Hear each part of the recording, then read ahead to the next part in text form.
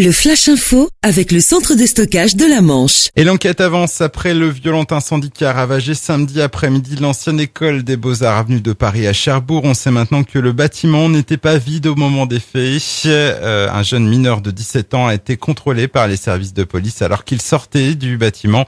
L'adolescent a été auditionné puis remis en liberté. On rappelle que cette ancienne école des Beaux-Arts a été victime de plusieurs incendies ces 4 dernières années. Il diffusait et consultait des images de mineurs à caractère pornographique. Un homme de 39 ans a été condamné hier par le tribunal de Coutances à 3 ans de prison ferme avec maintien en détention. Les faits ont été commis entre janvier et mars 2016 à Langronne et Villedieu-les-Poêles, alors même qu'il était déjà suivi socio-judiciairement pour une autre peine du même genre. Il a été confondu par le témoignage d'un ancien codétenu qu'il avait hébergé un temps chez lui. Sauvetage de 5 passagers à Cherbourg. Hier soir, un voilier a percuté une roche au niveau de la passe est de la Grande Rade. Une fois averti, le Cross Jobourg a envoyé sur zone la vedette de la SNSM de Fermanville, le remorqueur Abeille Liberté ainsi qu'un hélicoptère de la Marine nationale. Les 5 victimes ont pu être récupérées en état de choc mais en bonne santé. Une tentative de déséchouement du voilier sera réalisée à marée haute en début de matinée.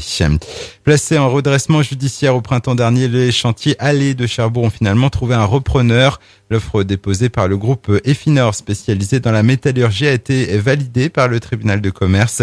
Il n'y aura donc pas de liquidation. En revanche, tous les salariés ne seront pas repris. Le chantier Allées employait 76 personnes. Et puis les rentrées se suivent et se ressemblent dans la Manche. Chaque année, les élèves sont de moins en moins nombreux à prendre le chemin des écoles, des collèges et des lycées.